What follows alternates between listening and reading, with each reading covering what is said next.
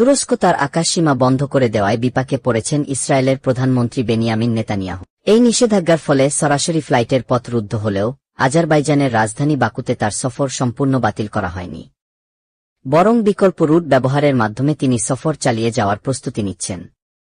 রোববার ইসরায়েলি সংবাদ মাধ্যম টাইমস অব ইসরায়েল এক প্রতিবেদন থেকে এ তথ্য জানা যায়। প্রতিবেদনে বলা হয়, তুরস্কের সঙ্গে ক্রমবর্ধমান রাজনৈতিক ও কূটনৈতিক টানাপোড়েনের প্রেক্ষাপটে এ ধরনের জটিলতা এবারই প্রথম নয়।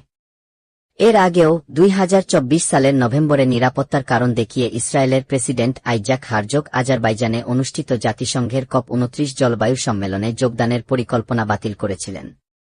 পরে জানা যায়, সেই সিদ্ধান্তের নেপথ্যেও তুর্কি আকাশসীমা ব্যবহার করতে না পারার বাধা ছিল। প্রসঙ্গত, আজারবাইজান ও ইসরায়েলের মধ্যে সরাসরি বিমান চলাচলের সুবিধা সীমিত। সাধারণত তুরস্কের আকাশসীমা ব্যবহার করেই ইসরায়েলি নেতারা বাকু সফর করেন। তবে তুরস্ক এ পথ বন্ধ করে দেওয়ায় ইসরায়েলের জন্য বিকল্প পথ এখন কেবল সিরিয়া, ইরাক কিংবা ইরানের আকাশসীমা।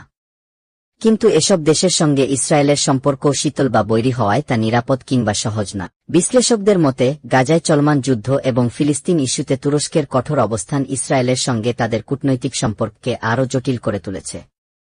সম্প্রতি তুরস্ক সরকার গাজা পরিস্থিতি নিয়ে ইসরায়েলের বিরুদ্ধে একাধিকবার কড়া ভাষায় সমালোচনা করেছে এবং কিছু সামরিক ও বাণিজ্যিক সম্পর্ক ছিন্ন করার পদক্ষেপও নিয়েছে। উল্লেখ্য, আকাশসীমা ব্যবহার নিষিদ্ধ করার ঘটনাকে শুধু কৌশলগত নয়, বরং রাজনৈতিক চাপ তৈরির একটি কৌশল হিসেবেও দেখছেন আন্তর্জাতিক বিশ্লেষকরা।